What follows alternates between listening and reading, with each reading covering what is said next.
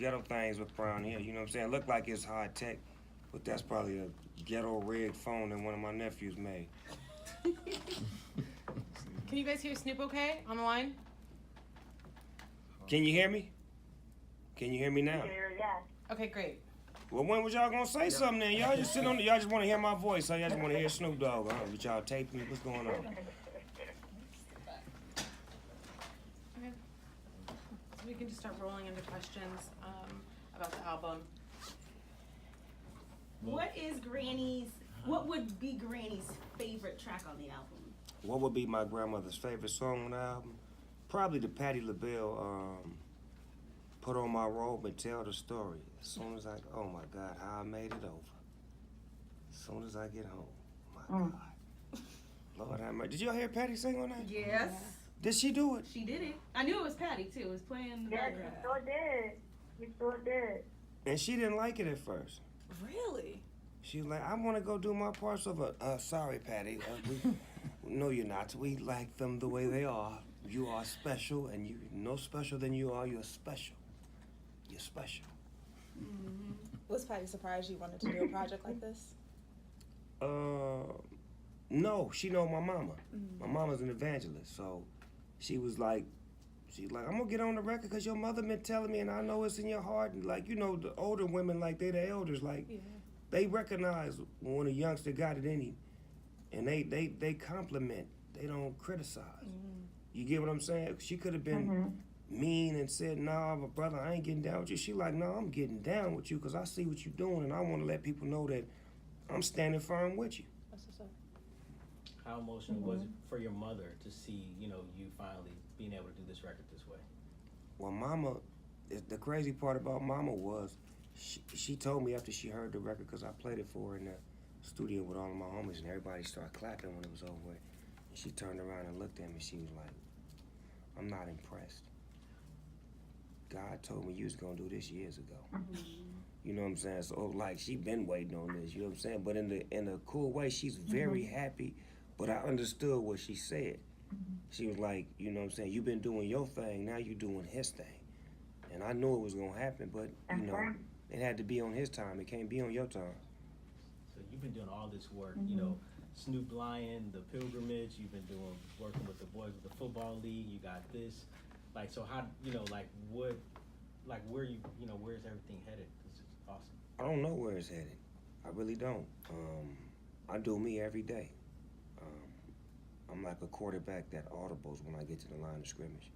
So I call a play, but sometimes I may change it up right at the line of scrimmage.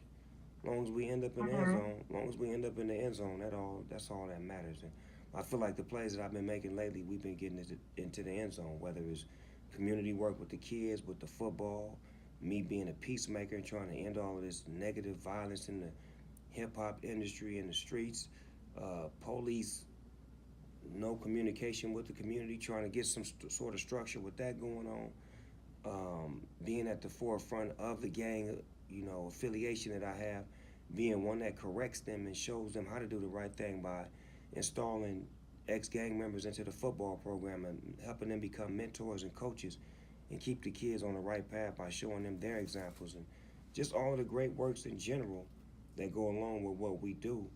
But we don't put cameras on the community work that we do because we don't do it for credit. We do it because we love doing it. Would you say this album is a testimony? I think this album is like a testimony, but it's not a complete testimony because I'm constantly tested. So it's just a testimony that you're getting from this portion of my career that I'm at right now, and I'm able to be the driver, and no label told me to do this. I did this record on my own, and then I presented it to a label because I didn't want no label to be watering it down, to be trying to tell me what to say, who to get on the records, how I should do it.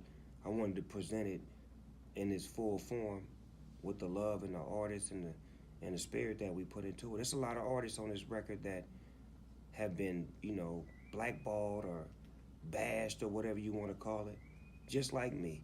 So this is the greatest project that we could do because it's a bunch of lost souls trying to find our way back home. And the church is supposed to be the most welcoming place in the world. So I'm anxious to see how welcoming they gonna be. Now, it's funny you say that because, like, you got. That was my Okay, that was go my ahead, yeah. question. Like, were you prepared? Were you prepared for the backlash that you were going to receive because of your reputation in hip hop, known as a rap icon, but more of a gangster rapper that's trying to put out a gospel album? Were you prepared for the criticism that was going to come along with this album? I really didn't care about no criticism because I'm doing this for spiritual reasons. It's not a money making project. This is a spirit driven project. So my spirit is in the right place. So for those who have backlash or something to say, they spirit ain't right. Because if your spirit is right, the first thing you're gonna do is you're gonna welcome somebody like me who came from where I'm coming from and do what I've done. You're gonna say, you know what, maybe he can reach people that we can't reach. Maybe he's doing what God's work is really supposed to be done. When I think back to the Bible, I thought the Bible said that Jesus was in the streets, mixing it up with the real, bringing the real back to the force. You understand me? Not, you understand me? Everybody in church perfect and perfection and no flaws and no none of this. Knock it off, man. But like I say, I'm prepared because I come from the hood and I come from church, so they can't outdo me. And this project is ordained by my grandmother, so I got the spirit of the elders. So when I speak with the elders, I know how to speak to them. I know how to communicate to them the way they understand where I'm coming from, and it's not a disrespect thing. It's all due respect with no disrespect. Do you feel a sense of responsibility being now that you're using your platform, your light and darkness to maintain, you know, that message that people are going to be able to follow? Or do you feel like you can still be able to, you know, do secular music and non-secular music without, you know, compromising? I just dropped the EP 220. Gangsta's a motherfucker. It's called 220. Hood Day for my neighborhood. So it don't stop me from doing what I'm doing. Like, the person is what matters, not the creativity. I just was talking to somebody in the other room. I said, well, let me give you an analogy that you may be able to understand. Put Snoop Dogg's life on a record. Say my life was a record, right? If my life was a record, my life would be more in the gospel side as far as the work that I've done in my life. My life is not based off of me being a gangbanger or a drug dealer. It's based off of me making it, becoming successful, given opportunity, going back, being positive, finding ways to help others, to better myself, to be a better father, to be a better person, and to enlighten people along the way, taking them on my journey, whether it's going to Jamaica and finding Rastafari or coming back home to a gospel record. It's a journey that I'm taking people on, and I'm enabling people to find themselves because I'm an inspiration. And this is why I continue to do what I do. I've been told this, I've been given this gift, so this is the gift that keeps on giving. What kind of gift would I be if I just was selfish? I got to continue to keep giving, and this is the only way I know is to put things out there that make you think, to make you look at yourself and say, well, why are we throwing rocks at a glass house? Why are we talking about Snoop Dogg? What have we done? Have we been doing what we're supposed to be doing while we sitting up here trying to cast judgment on him? He's doing what he's supposed to be doing. And that's all that matters. Do your job. Don't try to do my job. Do your job. There's an interlude, there's this quote, and you start talking, you say, sometimes you perform for millions of people and, you know, you're going through so much pain. And I love the way how that just fell into the play of the record. Like what kind of things were you, referring to? I cried. I'm sad a lot. I have problems, issues. I'm human.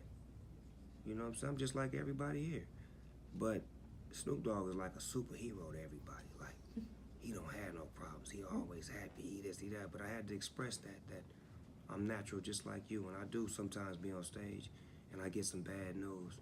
Hey man, somebody in the family died or this happened. And I gotta get on stage and perform. And while I'm performing for you, I really wanna cry. But I can't because I gotta stay focused. You get what I'm saying? So it's like I just wanted to express that like sometimes when you go to work, you have bad news on your heart and you got to continue to do your job until you get your break, and then you sit in your car and you may cry and you go back to work and everybody like, what's wrong? Oh, ain't nothing wrong. I just got something in my eye, but I'm going back to work. You know what I'm saying? That's what I'm perceived as. So that's why I want to let people know that I do have moments where I shed a tear and I get emotional. I ain't some tough guy that just tough all day. I like to cry. I like to be emotional. I like to tap into that side. I explain that to some of the kids on my football team because they try to be so tough and don't understand that a real man has to cry. You're not tough because you don't cry. You tough when you do cry and you understand that you can get that side out and then become a better person. You talked about timing earlier. What was your family reaction when they heard the album? Well, my family be tripping when it come to my music. Like, you know what I'm saying? On some real talk, like, they like be behind it. They behind me, but at the same time, they don't understand me. Like, cause like I told you, I drop a gangster record and then I do a gospel record 3 weeks later. Like, it's hard to understand me. So they just ride with the flow. You understand what I'm saying? Like, whatever I do, they support me, and I need that more than anything. I don't need no extracurricular. I need support, whether I'm doing this or doing that. And when you a creative artist, that's what throws us off a lot of times, is when you got to come home to a disgruntled wife or, you know, a bad vibe at the house that makes the records not right. If your spirit not right, your music not gonna be right. So this was a spirit-driven record, so I had to make sure that my spirit was right. So my family usually get out the way when I'm making my project, so that way we don't have no spirit conflicts. Why is this album 32 tracks? Did you have a harder time editing things down because each selection was motivated so spiritually? That's a great question. Thank you. I didn't even know how many songs I was gonna make in the beginning. It was just, we were just making songs, and then by the time we got to song like 15 or 16, it kept getting good. They was like, well, Fred Hampton on the phone, John P. Key on the phone, whoop whoop whoop on the phone. I'm like, well, how am I gonna say no to this? Like, come on, man, like, man, please. Like, I'm a rapper. To have the kings and queens of gospel saying they want to get down, what's happening, we waiting on you. I had to fulfill the prophecy. And when we got to the end, it was 31 songs. And then the song with me and B. Slade, we had already had that song, When My Words Are Few. And we was like, we should just put that on there too, just because it says so much about the project and who I am and why it's like 1 foot in, it's like I'm double dutching. On that song, you could just see me double dutching. Like, is he gonna go to church? Is he gonna stay in the streets? By the time we get to the end, when B. Slade come in singing, it's like, oh, they not playing. They not playing. So that's a analogy of what I'm trying to do, what I am doing, and how I'm doing it. But it's so hard to do when you got skepticism, negativity, but you're trying to do a positive project. I'm trying to do something positive. Now, when I make gangster music, I don't hear none of this. The church ain't got nothing to say. I killed 40 niggas in my songs, the church ain't said nothing. But here I am making a gospel record, and the church got something to say. Come on, church. Was there any, you're working with Lonnie Burrell and a lot of, talented artists. Was there ever any supernatural moments that you could share that may have happened where you guys knew you were on the right track? Or where you heard maybe something within yourself that was... Man, when Kim Burrell was in there, man, she hit a note. Oh, my God. She hit a note. I ain't never heard a note like she hit this note. She hit the note, and we all just looked at her. She was in the booth. She said, play the music. We was just looking at her like, Play that note again. She did that. Kim Burrell is fantastic, man. Like, I couldn't believe she was in here. I couldn't believe that she was in my studio, in my microphone. I think I took the mic and framed it. That's my favorite song, Sunshine. Yeah. Ain't that a cold record? Yeah. That's a cold record. Hey, Snoop. That's what my question, like, how did you select these artists for your album? Well, I can't take credit for all of this. Lonnie Burrell is like the Batman to my Robin. You know what I'm saying? So a lot of the suggestions and a lot of the creativity was his direction because he knows this world better than me. So I trusted him to say that I'm gonna allow you to drive. I'm gonna take my hands off the steering wheel and let you drive us to a place to where I feel like, okay, now I got it. I can take it from here. Because I didn't want it to be a gospel project that didn't feel right. And I know he comes from that world, so he was gonna make sure it had all the feeling and all of the right artists and the right people to be on the project. And him reaching out and me being who I am and the spirit of God being on the project, it was kind of hard to say no.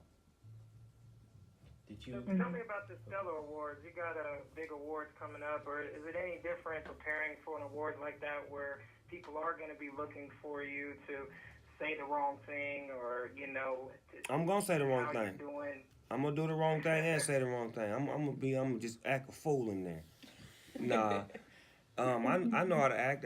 I went to the BET Super Bowl of Gospel. Did you hear about that? Yeah, I heard about Yes, it. I did. Did you hear about it? Yes, Did you hear anything extracurricular that I did? Did I go to jail? Did I hit somebody? Did I shoot somebody? Did somebody get shot? Did one of the deacons get robbed? Did one of the sisters lose their purse? Did her wig come up missing? I mean, did any of that happen? No. Not at all. Okay, it was 4 great performances that I heard. And by the way, Mr. Donnie McClurkin grabbed me by my shoulders and whispered something special in my ear and hugged me and said a prayer with me that was so special. My grandmother was smiling in heaven. So that's what I got out of that Super Bowl of Gospel presentation, and that was the first time that they seen Snoop Dogg in that world. You get what I'm saying? So imagine the Stellar Awards is the biggest one. So, you know, me and Kirk Franklin had a conversation the other night, by the way, on etiquette. And you understand me and demeanor. And I was telling Kirk, He's real. and I was telling Kirk, I don't follow etiquette and demeanor. What do you mean? So we had a nice conversation to get some understanding, and I believe we have some understanding. So at the Stellar Awards, I'm gonna do my part. I'm gonna do what I do. Like, I'm not gonna try to be Reverend somebody. I'm gonna be Snoop Dogg, and I'm bringing the word. You know, it's special for you able to deliver this album right now at this time, you know, when the country is, you know, divided in ways that it is. But being an artist, you know, artists always want to reflect the time. So how much of a responsibility do you feel like to do that in a time right now when the country's in turmoil? Well, in the music industry, they call me Uncle Snoop. So I feel like it's my job as everybody's uncle to give them something. If I looked at my uncle as a youngster, he was always a wise man. He would lead me right. He would give me instructions, information. He would say all of the right things. He would never say, go rob that and go steal, go do that. Get in that house, you better not. But I'm not that type of uncle. I'm the type of uncle that'll sit down on the porch with you, chop it up with you. Talk to me, Junior. Man, man, let me tell you, man, look. All right, thanks, Unc. I love you, man. I appreciate you for talking to me. Man, anytime, man, I got your back. Like that. I've grown into that, so I understand my role. And you have to understand your role and take it on and become who you are. I'm not that young MC no more. I'm Uncle Snoop, so I deliver my messages with understanding, and I try to speak their language, and if I don't speak their language, I listen. You can learn a lot if you listen. Off the tippy. You know what I'm saying? Like, I'm gonna just say that first and foremost. You know, the deal with Snoop Dogg, like, she's just a strong black woman, and she's my backbone, and she understands what's real. Like, some people don't understand that when you dealing with somebody like me, it's a certain space issue, and then it's a certain time that you need to be right there and let everybody know what it is. Yeah, I am the one, not the two. You get what I'm saying? Like, show up when you need to show up, and then sometimes kick back and let him do what he do, because that's what boss ladies do. You sit back and collect the revenue. Get out the way. Everybody wants to be a star. His and hers. Knock it off. What did you think of so many young people participating in the walkout yesterday? That was that gun protest thing? The youth. I know the youth. They tired right now. They sick of this mess. And their voice should matter. It should really matter. You know, and I'm glad they did that, because I can't speak for them. They need to speak for themselves, and people need to stop treating them like they just little kids. Oh, they little, nobody, they don't. No, they speak eloquently. They understand what they're saying. They have true issues, and they mean what they mean, and we should respect that, because we were all kids one day. Once upon a time, we were kids that grew into who we are, and some of us still are kids. I'm a big kid inside. You said We have time for one more question. No, let him get it in. Don't stop him. Just these my folks right here. When there was a, let me look around. If there was a white interview, we'd have been in the district. And you know, there's a quote that you were saying your grandmother told you when you were young. You know that you'll be a preacher one day. What do you know what kind of things she saw in you? You know, that made her say that. I think Granny seen my ability to MC. Because in church back in the days, we would have to do speeches and be certain black people like Benjamin Banneker and George Washington Carver. We would have to be these guys in church and act them out and do plays. And black churches was crazy back in the day. They made kids do, like, they put me through acting school and all kind of stuff. Like, what does this have to do with going to church, cuz? This is extracurricular. But it groomed me. Like, it got me ready, though, on some real talk. Like, I got to give a shout out to all of the deacons and the ushers that handled me. Like, for real, though, because they handled me in a real special way. For real, though, because they seen something in me. Like, even to say that we want you to lead songs in the choir and do this. And I didn't have no strong singing voice. But just to give me that moment, and Ricky Harris, rest in peace, we went to church together, so they would always give us moments where we would have acting together. And I made a record, my first album, Doggy Style. Ricky Harris is W. Balls is the voice on there. That just shows you how God works. And when we did that, everybody in our church was happy for us. And he cussed on every song, and I did. So that just says that it's always a reverse psychology to everything. Like, they didn't call that secular music. They was happy that Snoopy and Ricky had made it. They didn't care what we were saying. They knew who we were. You get what I'm saying? Like, know the person inside before you start throwing rocks at him. Because you only know my music. You don't know me. Do you? Nope. Who were some of Granny's favorite gospel artists? Let me answer this first. Granny's, now you gonna trip. Granny loved Jimmy Swaggart and Jimmy Swaggart's family. I'm not making this up. When I go to Granny's house when she was alive, I walk in the living room, Jimmy Swaggart on, and he rocking. And it's her favorite words. Yeah, Jimmy almost got that $3 million. He almost got to it. Because Jimmy got to raise $3 million. I said, what he got to do, Grandma?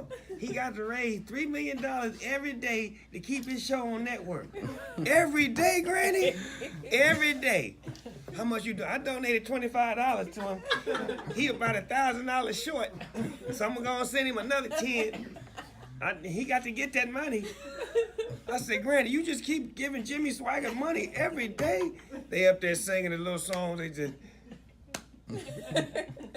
go ahead now, Jimmy Swaggart.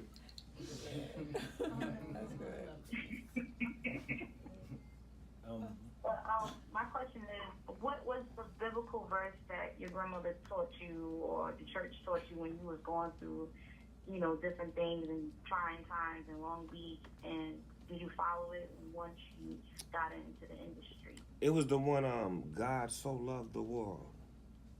And then what's the rest of it? Yeah, his only begotten son. That who shall ever believe will be given eternal life. That game right there stuck with me. That one piece of game right there, because it was always decisions to be made in the streets when I first started hanging with the gangbangers. And then when I got put on the set, when I started hanging out with the drug dealers, and I got my first dope sack. When I started hanging out with the guys who was shooting, and they gave me a gun. Then I got shot at, then I shot at somebody. Like, it was decisions that had to be made, and I would always hear that. And it was like, I wasn't the type of dude that was gonna do it 3 or 4 times. Second, third time, I ain't get that far.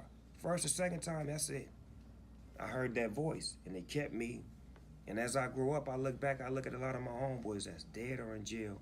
They didn't have that scripture. They didn't have that voice. And they just kept making that decision over and over again, the wrong one, as opposed to hearing a voice to say that you can make another decision and be firm about it. And you ain't no weenie, you ain't no punk if you don't do it. Tell us about all that time. Find it together, because God is honestly great. All that time entertainment. I know you have more inspirational works coming. Can you tell us about that? All the time. God is good all the time. That's why I call it all the time entertainment. We plan on putting out a lot of projects just because it was an overpour for this. And there's so many people that didn't get a chance to get down with me that want to get down. And this is the only way I can accompany that is by putting out a label that just puts out great gospel music. We got Molly Music. We working on his project next, and it's sounding amazing. Does that mean he signed to, or is he? He's with RCA. He's with RCA, yeah, but all the time entertainment has been. We've been tightening up his music. Lonnie and them been in there working with him, getting him right, and making sure his thing is on point. And then I'm going to Mississippi to do a project with the Williams brothers, coming home with the Williams brothers. So I'm just trying to reach out and do different things in the gospel world, but do what feels good to me.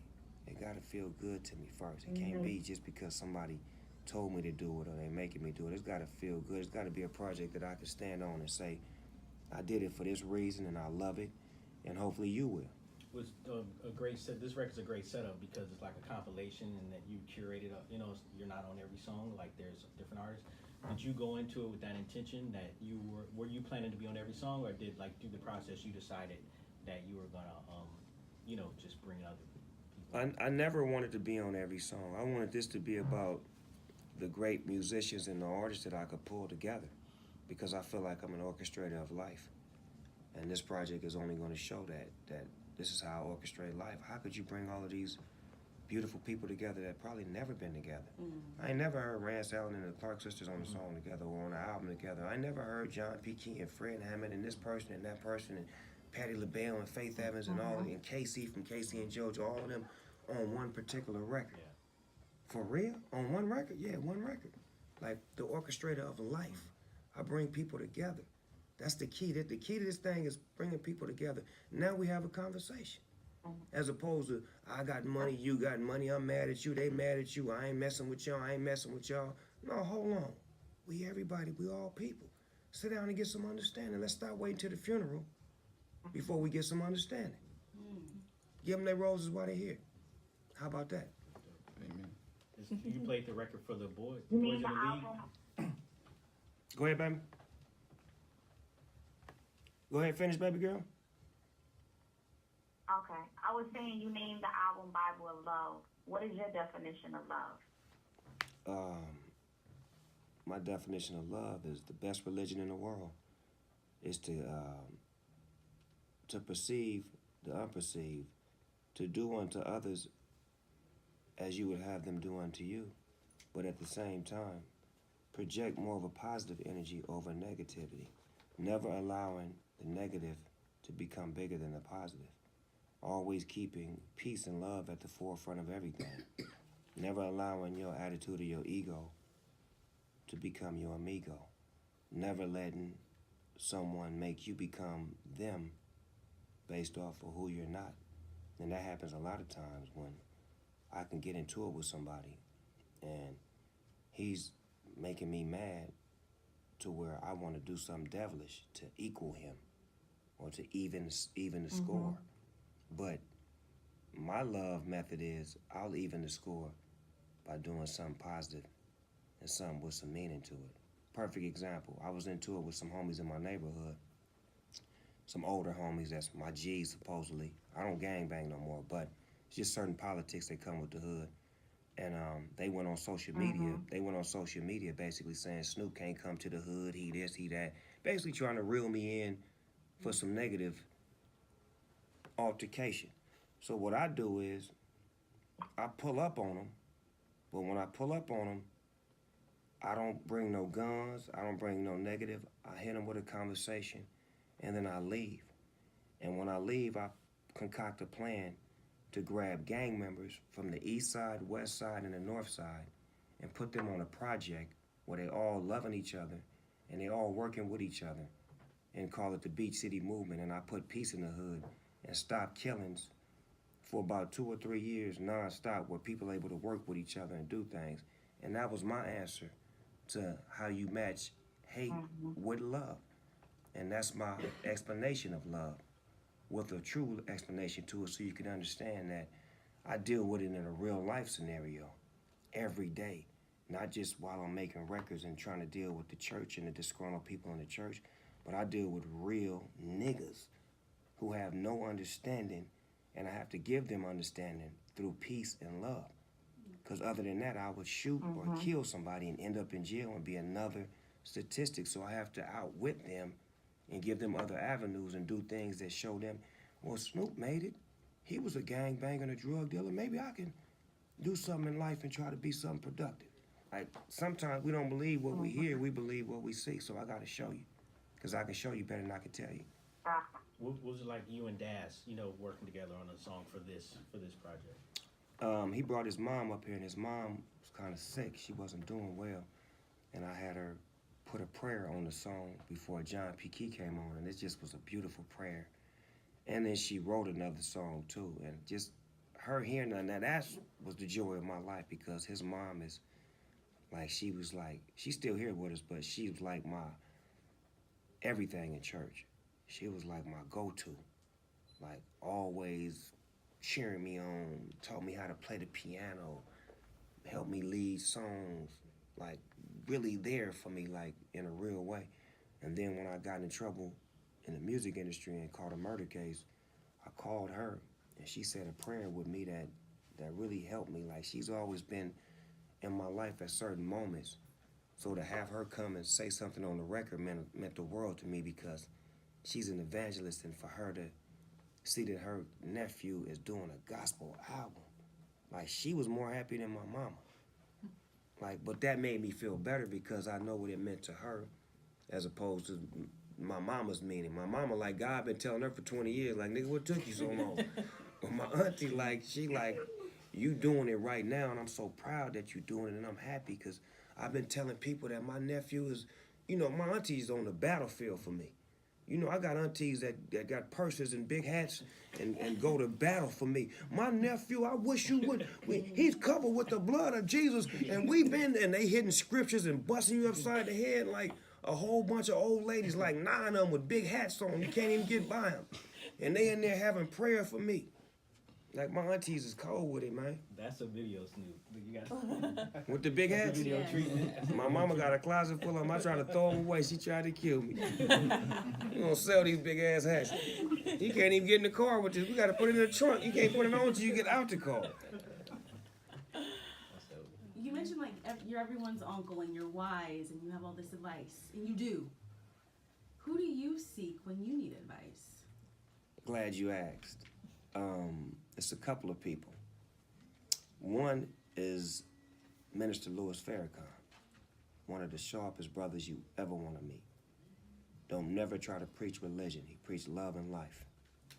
Never tries to make you a Muslim or make you nothing. He accepts you for who you are, and he loves you for who you are. He's like my big brother. Never judged me, never criticized me, never tried to get me to do nothing I didn't want to do. Only gave me constructive criticism and led me the right way. Another person, Charlie Wilson, like very influential in my life. Very, very influential in my life, because, now let me tell you how God worked.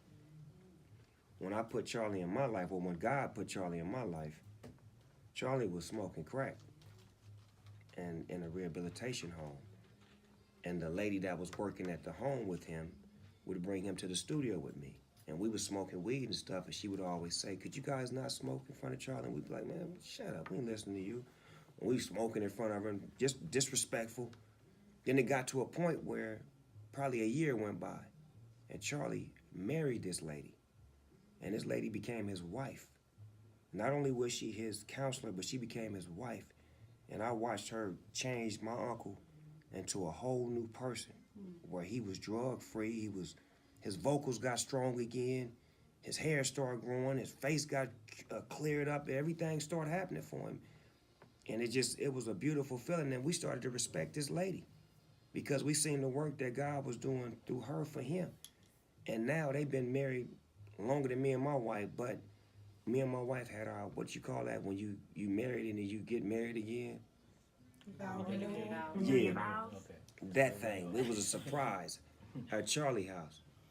And it was such a beautiful surprise, because my wife didn't know what was going on, and Charlie worked with me on this, because we was having tough times. And that's why I love him so much, because he knew we was having tough times. He was like, it's what you do. You got to do your renewal. And I'm like, what is all that? We done already got married. I ain't finna get married again. Nigga, just listen to me. You're gonna come out to the house. We're gonna do X, Y, and Z. We're gonna have Teddy Riley and Guy perform, because we know she loved him, and throw her off this way. When she looking that way, then all of a sudden you're gonna walk on stage and you're gonna cut the music off, and you're gonna say, Shantae, I want you to marry me again. And you're gonna steal the show. It was so beautiful. And I'm like, who could have told Snoop Dogg that, as hard-headed as I was, as egotistical? I'm like, I'm not listening to you, but he checked me, put me in place in their pocket to where that's the way it is now. That's the way it is, because that's the way it is. because I had somebody like that consult me. Because it's hard trying to do it by yourself. We try to make it look easy. This ain't easy at all. You need help. You need a lot of help. And you got to be willing to receive that help and willing to get checked. And a lot of people ain't willing to get checked because when they get to a certain point in their life, they feel like they're uncheckable. Snoop, can you talk about your feelings on the gospel genre in general? I mean, there's so much amazing gospel music being made, but it certainly doesn't get the appreciation it deserves in the mainstream, unfortunately. So how do you view that? I view gospel music as the best genre of music in the whole world. For one, the artists, the way they sing, hands down the best. Never see them lip sync. Never see them miss a beat. Never off key. If they was to do the national anthem, but that's another thing. But like I say, they are the most unheralded singers in the world. If you know anything about gospel music, you know they can sing it from the church to the streets to the car to wherever they at, and it sound like they on a record. But they singing about God, and they singing to the Lord. So why would you give that credit? Why would you put a spotlight on that? That's God's work. They don't want to spotlight that. They rather spotlight some killing and some drugs and somebody overdosing on lean and doing all this negative mess. That's why I stepped in the world to say, hold on, let me take my spotlight. I got a cool little light. Let me see if I can work this Snoop Dogg light and put it on this gospel game with some of the most extraordinary singers you heard in your life. And let me put them on stage. Because we're doing a play too, by the way. And when we bring this play to a city near you, it's going to knock the boots off of people because the play is so heavy and so real. You get a chance to see me become a preacher on stage. You get a chance to see all this great music before you from these artists. And it's the word, it's the spirit. You're going to leave there feeling something. You're going to feel some way about yourself. And that's why I designed this so I could take it to a hood near you. It wasn't just a record. It was a whole movement. I want to take this around so those elders in those certain states that don't know what's happening, I'm giving away 200 tickets today to A&E Church over there on 100 and whatever it is. You understand me? Sister Betty and them, y'all come get these tickets and bring some of them rib dinners. I want y'all here nice and early because y'all getting in for free. Is Voices of Praise going to be a part of the play? What? Because that's what I heard. When I heard that, I was like, this is a play. What? Ain't that special? And one of my homeboys, that's not an original record. That's a record that was made years ago that I've never heard before. My homie played it for me. I'm like, this record is dope. So we redid it, and I went and did the preaching thing.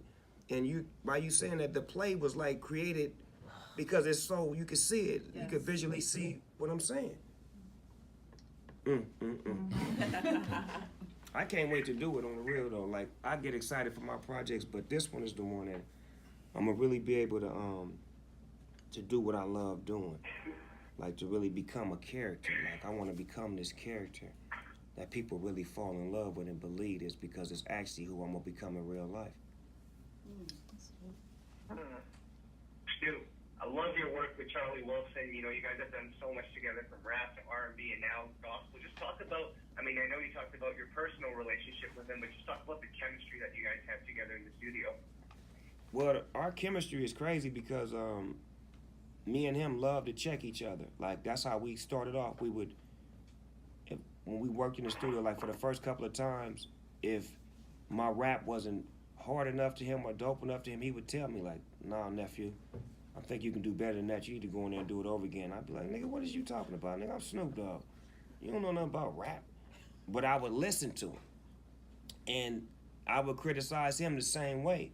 And it's like, you gotta have somebody in this industry that's tough on you like that, that really loves you, that knows when you're at your best and won't let you settle for less.